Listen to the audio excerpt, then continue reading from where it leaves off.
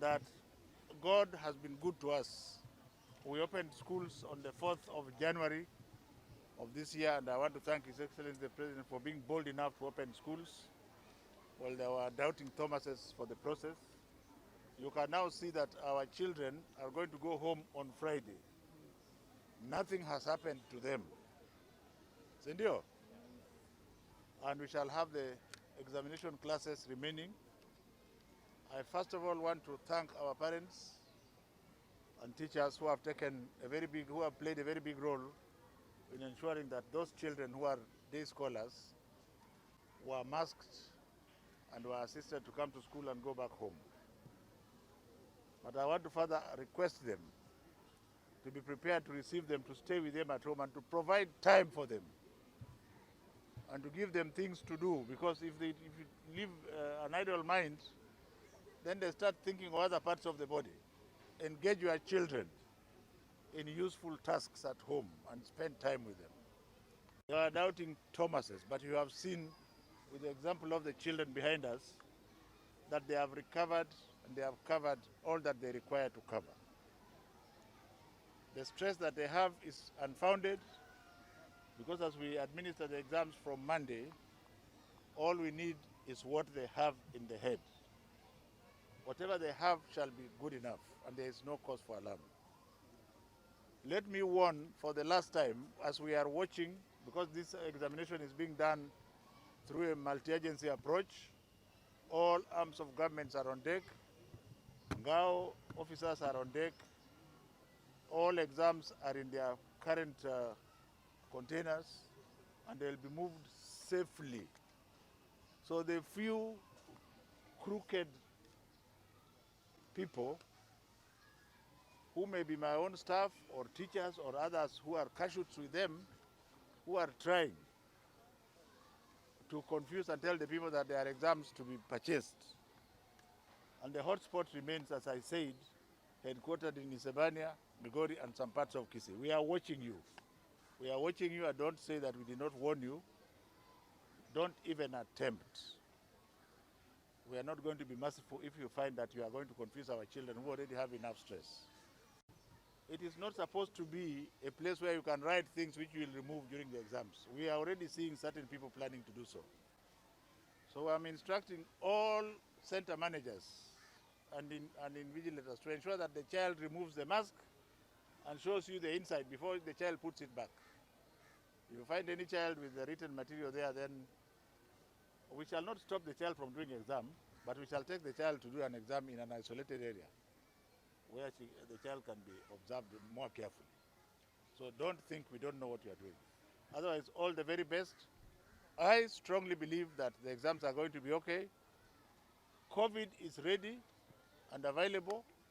Can we ensure that in schools and during the examination process, no other person except authorized people access schools, and those that access schools on duty of monitoring or whatsoever must adhere strictly to the COVID-19 regulations.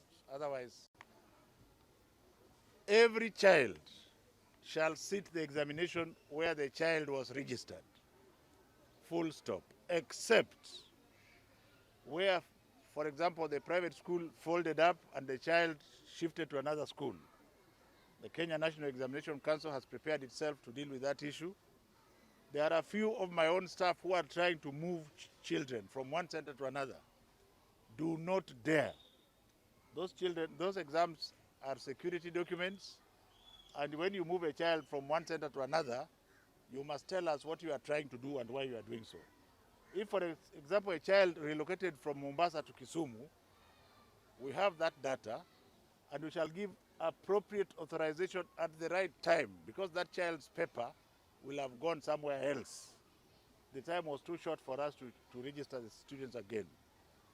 Media are allowed to come and see us when we are opening the containers.